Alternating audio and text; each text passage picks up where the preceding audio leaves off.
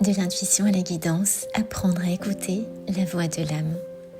Il existe une voix en toi, subtile et claire, qui sait avant que tu ne comprennes. Elle murmure, elle souffle, elle indique sans forcer. C'est la voix de ton âme, l'intelligence profonde qui te relie à la source. Mais dans le bruit du mental, dans la hâte et la peur, ce murmure devient difficile à entendre. Alors nous doutons, nous cherchons des signes à l'extérieur, oubliant que la guidance véritable ne vient jamais du monde, mais du dedans. Apprendre à écouter l'intuition, c'est apprendre à redevenir au silence, à laisser l'âme redevenir audible. L'intention n'est pas une pensée, c'est un langage de lumière. Elle est une perception, un ressenti direct du réel, avant qu'il ne se traduise en mots. C'est une vibration du cœur qui précède la raison. Elle ne s'explique pas, elle se reconnaît. Elle se manifeste comme une évidence tranquille, un oui intérieur, un apaisement soudain. Elle ne cherche pas à convaincre, elle sait. Dans la voie du temple des muses, l'intuition est un sens sacré. Elle relie le corps à l'esprit, l'humain au divin. C'est le fil doré qui guide les pas de l'âme sur le chemin terrestre.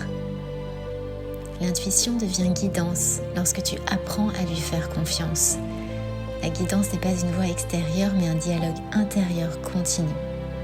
C'est la conscience qui s'ouvre à plus vaste qu'elle-même. La muse de Mercure t'enseigne à traduire cette guidance en paroles, à écouter les messages qui circulent entre les mondes. Elle t'invite à la clarté, à la présence, à l'honnêteté vibratoire. Et la muse de Neptune, elle, t'ouvre à la dimension mystique de cette écoute. Elle te relie à la foi, à la confiance pure, à la guidance invisible du grand tout. Sous son influence, l'intuition devient prière et la guidance devient union. Les obstacles à l'écoute, ce n'est pas que la guidance se taise, c'est que nous l'étouffons. Le mental parle fort, l'ego commente, la peur interprète.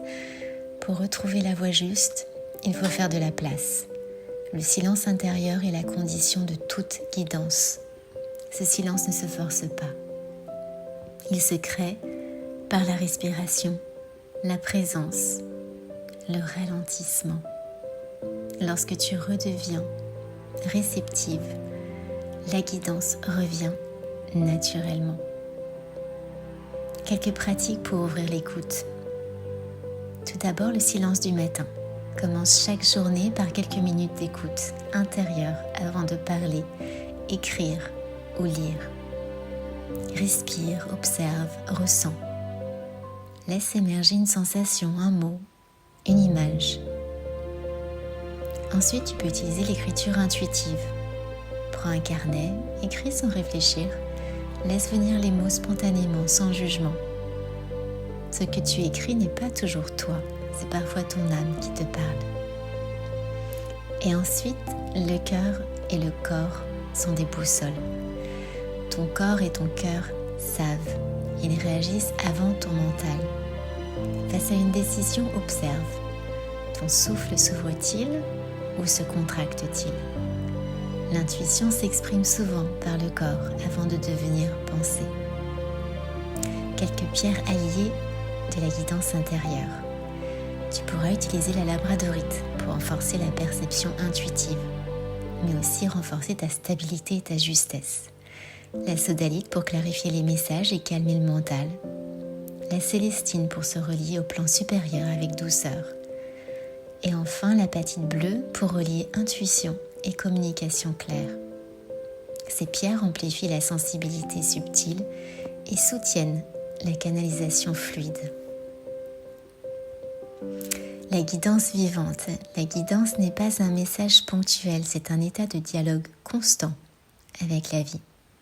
Chaque événement, chaque rencontre, chaque silence te parle. Il n'y a pas de hasard, seulement des appels à la conscience.